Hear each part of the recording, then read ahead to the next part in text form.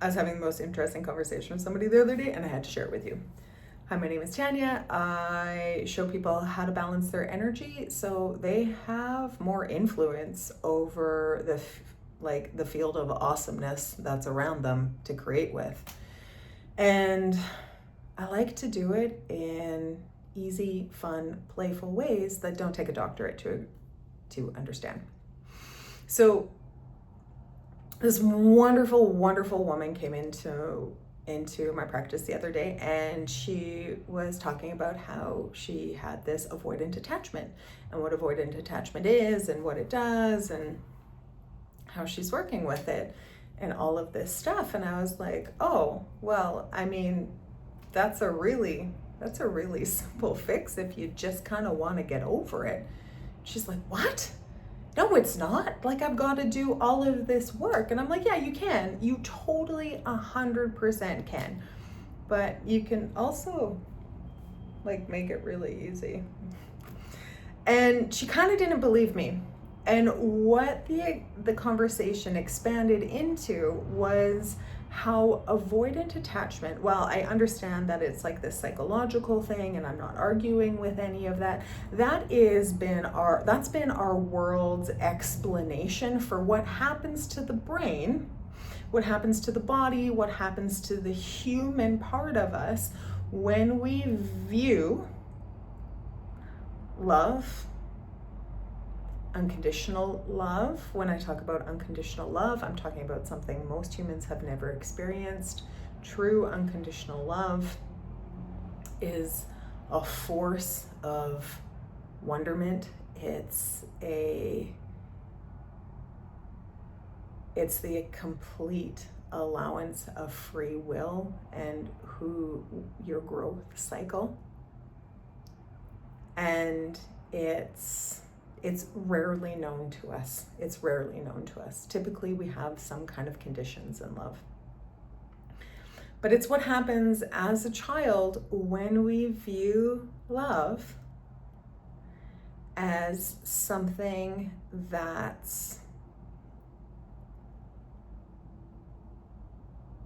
we have to figure out. We have to figure out how to get it. We have to figure out what to do with it. But ultimately, it's a disconnection from an emotion. It's the disconnection from your heart. It's the disconnection from your true self. It puts an energetic wall up between you and the flow of love into you, the flow of your own energy into you. It's done unconsciously as a child, and it's done in response to the environment around us, and it has a purpose for a while. It gives us a way of being, it gives us experience, and as an all-powerful being, to experience certain things on this planet, you have to cut some of your power off somehow. But it doesn't mean it's a life sentence. As a soul, as a being of light and energy coming in here, you weren't like, well, I'm gonna screw myself over for a whole entire lifetime. Yeah, that sounds like, no, nobody did that. That's not cool. Yes, we do have things for growth. Yes, we do experience things as souls here. But there comes a point where you just get bored of it and want to do something else.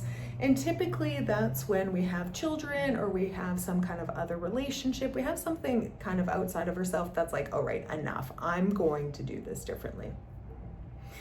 And so when we do it differently, when we get into a state of play and a state of like a childlike mind, we can reprogram that. Now, a childlike energy is something that's playful. Play meaning it doesn't have an attachment to an outcome.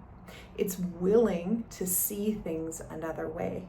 It's excited to feel its emotions. It allows its emotions to engage with it.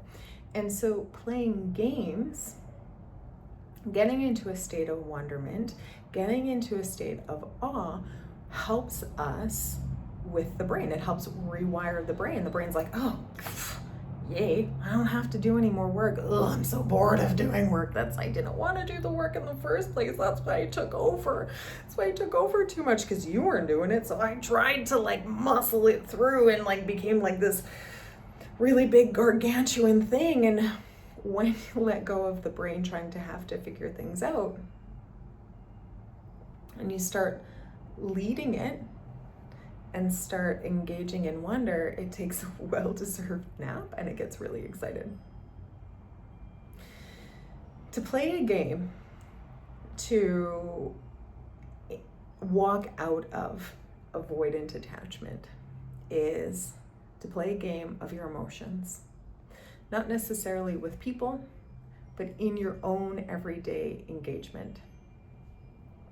It's to love what you love. It's to get excited about what you get excited about. It's to soften, to be a little bit silly. It's to believe in a little bit of magic again. A little bit of magic. One of the hardest things on the heart is when we discover that magic has been fooled, that we've been fooled by magic and it's not real.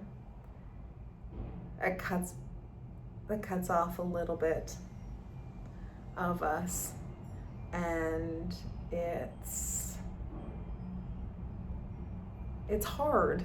It's hard on the heart, right? That's hard on our hearts, but that's not avoidant. Well, it is avoidant because it's avoiding getting into that emotion, right?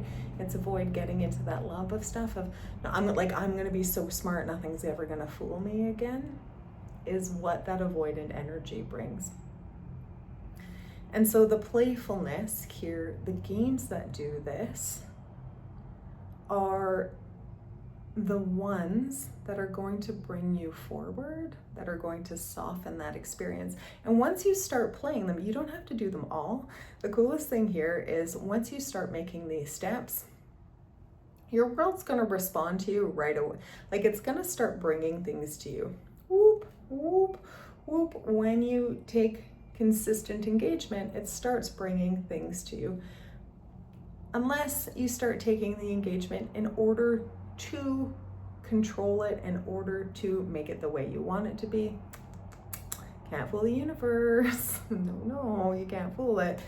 But these games are the best way to engage this stuff.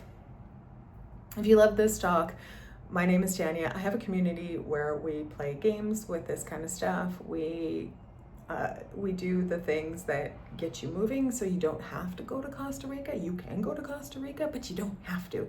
You can get results in your everyday life through day-to-day experiences, and live the life that you were designed to have, right? The one that lights you up, the one that you're excited to get out of bed for, the one that you go, oh, so good to be me. So good to be me. That's all I got for you in this one. I can't wait to see you till the next one. Bye for now.